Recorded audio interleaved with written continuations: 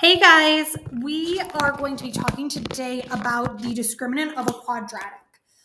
So remember that standard form of a quadratic is y equals ax squared plus bx plus c. There are multiple ways to solve a quadratic, all of which you know by now, solving by square roots, factoring, completing the square, and using the quadratic formula. The discriminant is a piece of the quadratic formula, and it tells you how many real solutions exist for the quadratic. So remember that the quadratic formula is x equals negative b plus or minus the square root of b squared minus 4ac all over 2a. Now, when we talk about the discriminant, that is just, b squared minus 4ac. It's just this little piece that's inside the square root. And that's going to determine and tell you how many solutions this thing has. There are three possible scenarios. One is where b squared minus 4ac is greater than 0. If that's true, then there are two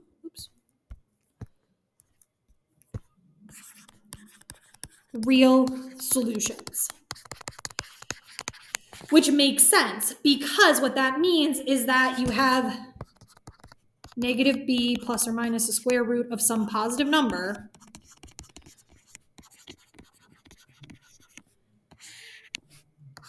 all over 2a. So one of your solutions is negative b plus that positive number over 2a. One of it is negative b minus the square root of that positive number all over 2a.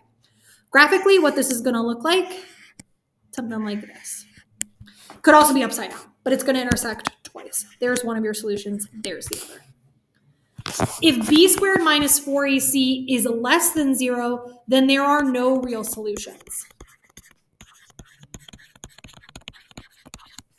Because what that's going to mean is that x is equal to negative b plus or minus the square root of some negative number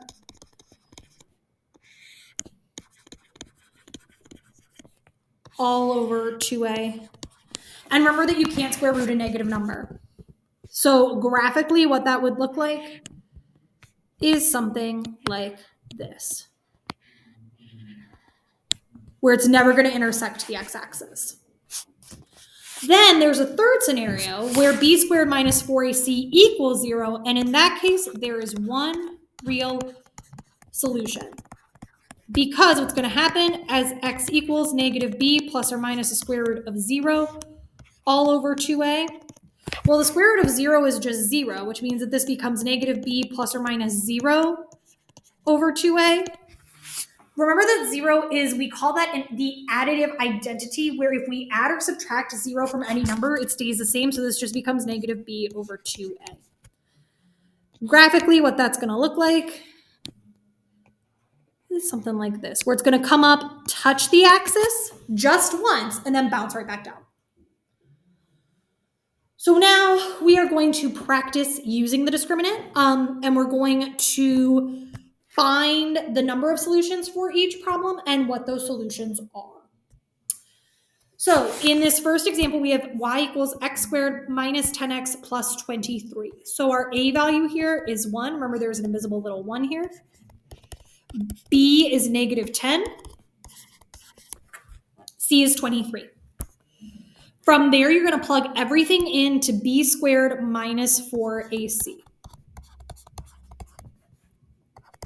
which is going to be negative 10 squared minus 4 times 1 times 23. Negative 10 squared is 100, minus 4 times 1 is 4, times 23 is 92. 100 minus 92 is 80, or sorry, it's just 8. I don't know why I said 80. I think I had a stroke for a second, guys. It's okay. So then we know that this thing has two real solutions because 8 is greater than 0. Now to actually figure out what those are, we're just going to plug into the quadratic formula. Anytime that you are using the discriminant, use the quadratic formula to actually solve because you already have part of it done. So we just need negative b, so negative 10 plus or minus the square root of 8 all over 2a, 2 times 1. Negative 10 is a positive 10, plus or minus the square root of 8 over 2 times 1 is 2. And you're done. So you have 2 answers here. 2 real solutions is one of your answers. And then the actual solution here, which is 10 plus the square root of 8. If you're like confused about why, like if you think that this looks like just one solution, remember that there are actually 2 solutions here. One is 10 plus the square root of 8 over 2. One is 10 minus the square root of 8 over 2. You do not need to write it like that unless that is the only way that your brain is going to process what's actually happening here. All right, number 2, we have x squared plus 14x plus 49. So A here, still 1. B is 14. C is 49. So we're going to plug everything into b squared minus 4ac. So this is going to be 14 squared minus 4 times 1 times 49. 14 squared is, I think it's 196, but I'm going to double check. Yeah, it's 196. Minus 4 times 49 is 196. Oops. 196 minus 196 is 0, which means that there is one real solution. Now we need to figure out what that solution is. So x equals negative b, negative 14, plus or minus the square root. Don't do this whole b squared minus 4ac. You already know what that is. It's 0. All over 2a, which is 1. So this is negative 14 plus or minus 0 over 2, which is just really negative 14 over 2, or negative 7. And you're done. All right, last one. We have y equals negative x squared minus 6. So you should notice here you only have 2 terms.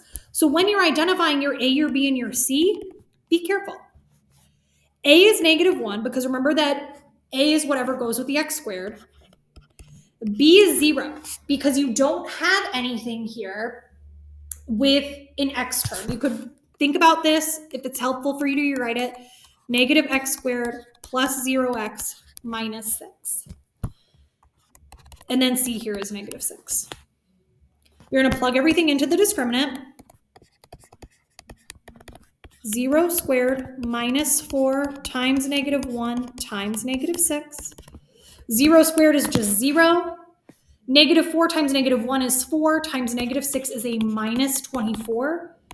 0 minus 24 is negative 24, which means there are no real solutions because negative 24 is less than 0.